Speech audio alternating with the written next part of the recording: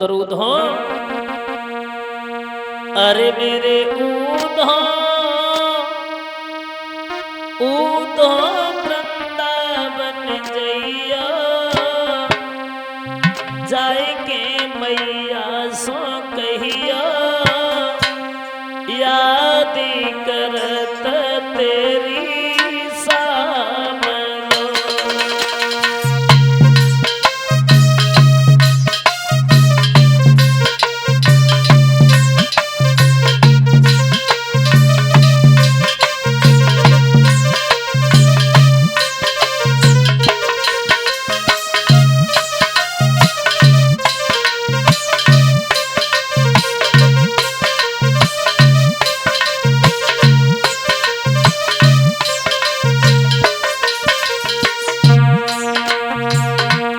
कहने लगे श्याम सुंदर ऊधो मेरे ऊधो ऊधो वृंदावन जइयो जाइए मैया सो कहियो याद कर तू तेरी सामरो।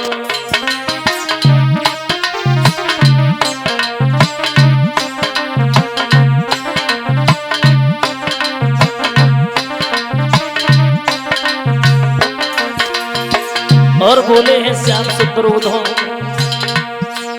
अरे जब से आए मथुरा नगरी ना भेजी कोई पाती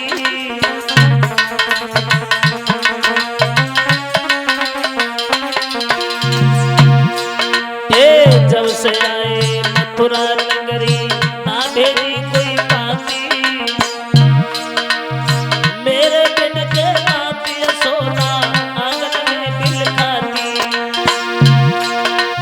रोवत होए राधिका प्यारी चैनन दिल में लाती रोवत होए राधिका प्यारी चैनन दिल में लाती जइयो जाय के तुम भाई समझइयो याद कर तू तेरी सामरो।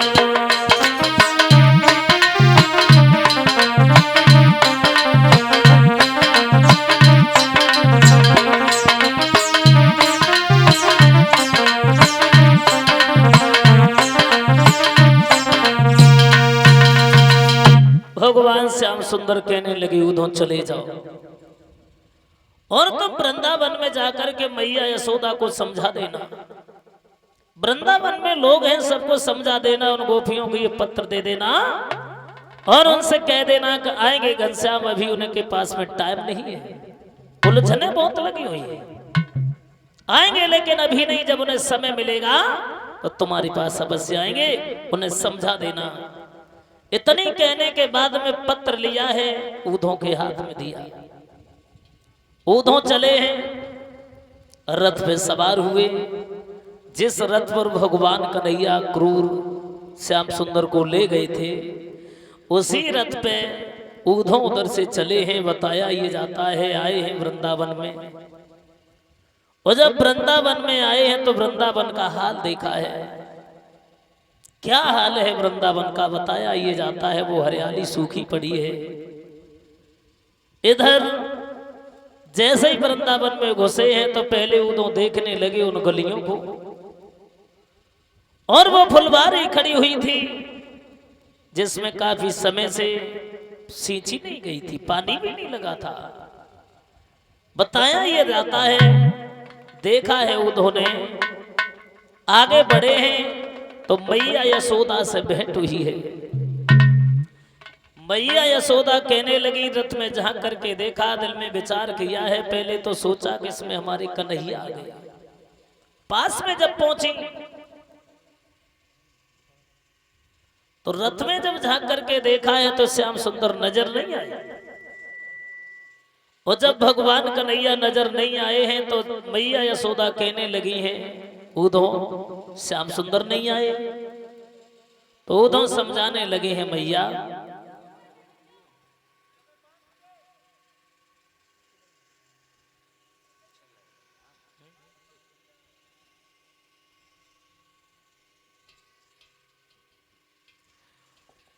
बताया ये जाता है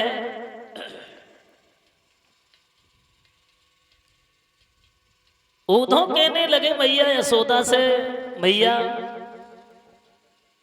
वो तो देवकी और वसुदेव के बालक हैं, तुम्हारे कुछ पूर्व जन्म के संस्कार ऐसे हैं, तपस्या ऐसी है, जो भगवान कन्हैया तुम्हारे घर में पले हैं, सियाने हुए हैं। तो बताया यह जाता है, कहने लगी मैया यशोदा उद्धव, तो मेरा तो वो हिसाब हुआ कोयल और कौवा जैसा, मतलब तो समझा करके मैया यशोदा बोली,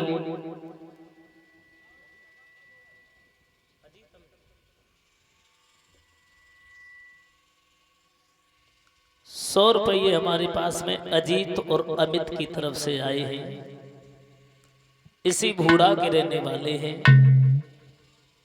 कामना करते समाज का सम्मान मिले, धन दौलत से भंडार भरे रहे, धर्म क्षेत्र में यहाँ तक अग्रसर होते रहे, आने वाले समय में भगवान की हर मनोकामना पूर्ण करता रहे। भक्तों इधर हुआ क्या है समझाते रहे हैं। मैया यशोदा ने एक बात कही, उद्धव हमारा वो हिसाब हुआ कोयल और कौआ जैसा। बस समझाने लगे हैं। मैया यशोदा बोली, उद्धव कि कन्हैया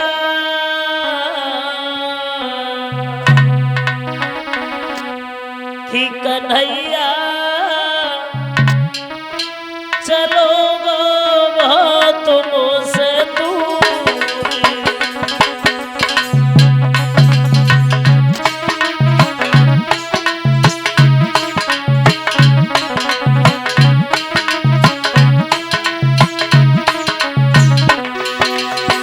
कहने लगी मैया यशोदा, कन्हैया चलो तुमसे दूर,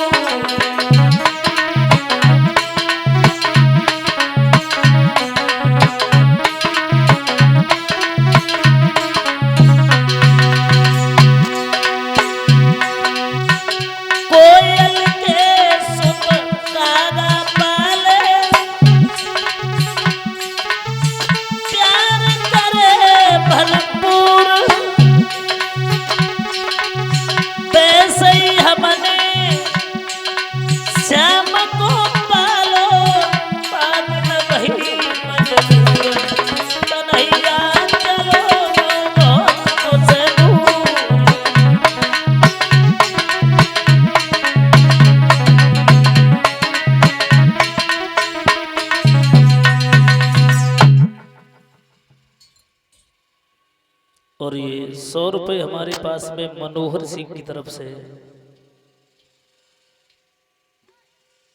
कामना करते समाज का सम्मान मिले, धन दौलत से भंडार भरे रहे, धर्म क्षेत्र में यहाँ तक अग्रसर होते रहे, आने वाले समय में भगवान इनकी हर मनोकामना पूर्ण करता रहे।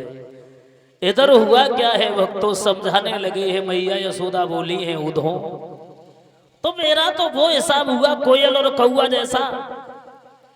जैसे कौए के घोंसले में कोयल अपने बच्चे को पालती है, और जब वो बच्चा सियाना हो जाता है, उड़ने के लायक हो जाता है, तो अपनी माँ के पास में चला जाता है, कोयल के पास चला जाता है। समझाने लगे उद्धव, कहने लगे मैया धैर्य धारण करो, चिंता नहीं करो, आएंगे घनश्याम, जब उन्हें टाइम मिलेगा तो अवश्य आएंगे।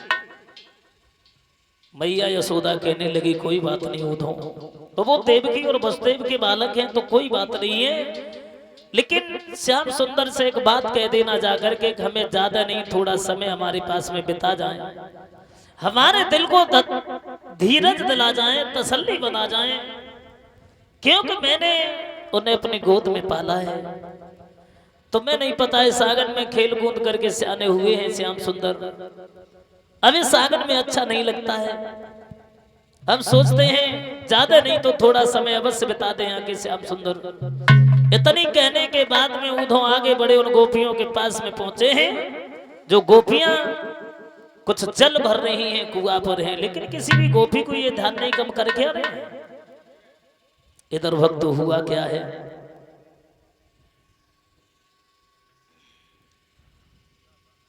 इधर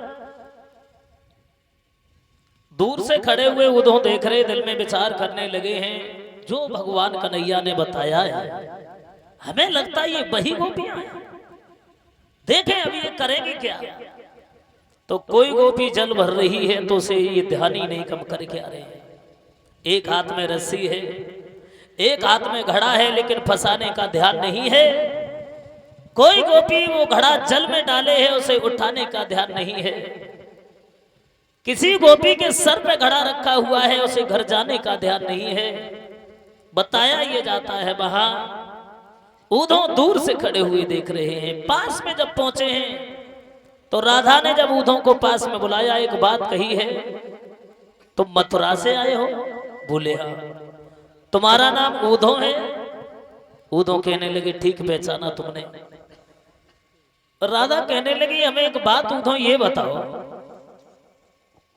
अक्रूर आए, मेरे जीवन का धन था उसे ले गए, लेकिन अब तुम हमें एक बात ये बताओ कि क्या हम लोगों की जान लेने के लिए आए हो?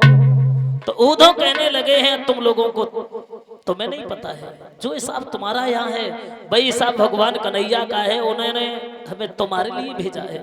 वो पत्र निकाल करके राधा को दिया और देने के बाद में कहा है, राधा ने जो पत्र पढ़ा है, राधा कहने लगी ऊधों भगवान श्याम सुंदर जब हमारे पास में थे मनचाही तसल्ली नहीं मिलती थी, अब यह तुम कागज का टुकड़ा लेकर के हमारे पास में आए हो कि हमारे दिल को धीरज बनाएगा। तब तक विशाखा नाम की लड़की आगे बढ़ी, ललिता भी बढ़ी है, और एक बात कही है ऊधों में, एक बात ये बताओ कि कब आएंगे घनश्याम? और समझा करके बोली ऊधों कि आए हैं कब है बंसी वाले, ऊधों आए हैं कब है बंसी वाले, और मुरली मनोहर मेरे सामने।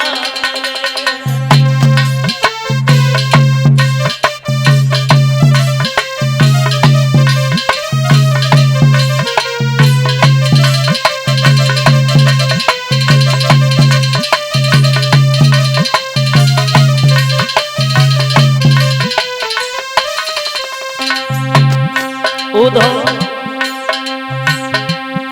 आए हैं कन्हे बंसी वाले, मुरली मनोहर मेरे सामने।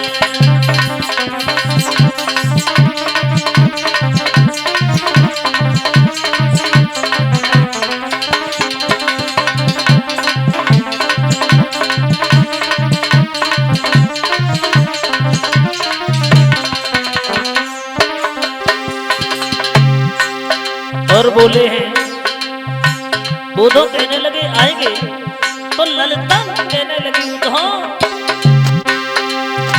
बंसी बजावा तब है जरा मत कबूए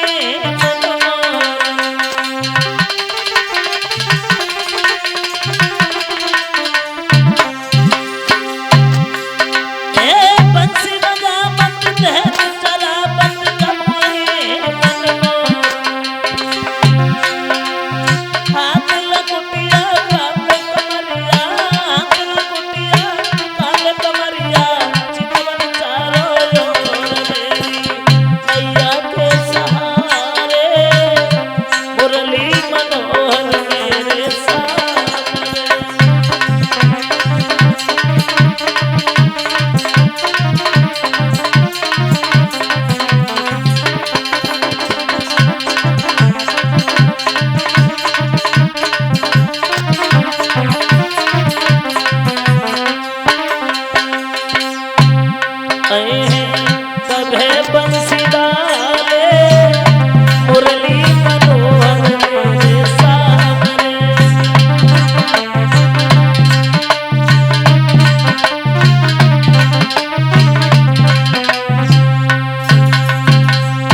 बताया ये जाता है विशाखा नाम की लड़की आगे बढ़ी, ललिता भी बढ़ी है। एक बात कही है, एक बात हमें ऊधों ये बताओ, कब आएंगे घनश्याम, कब उन्हें फुर्सत मिलेगी?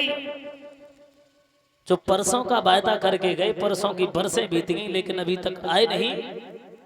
तो उद्धव कहने लगे आएंगे, अभी उनके पास में टाइम नहीं है, जब उन्हें टाइम मिलेगा तो तुम्हारे पास अवश्य आएंगे।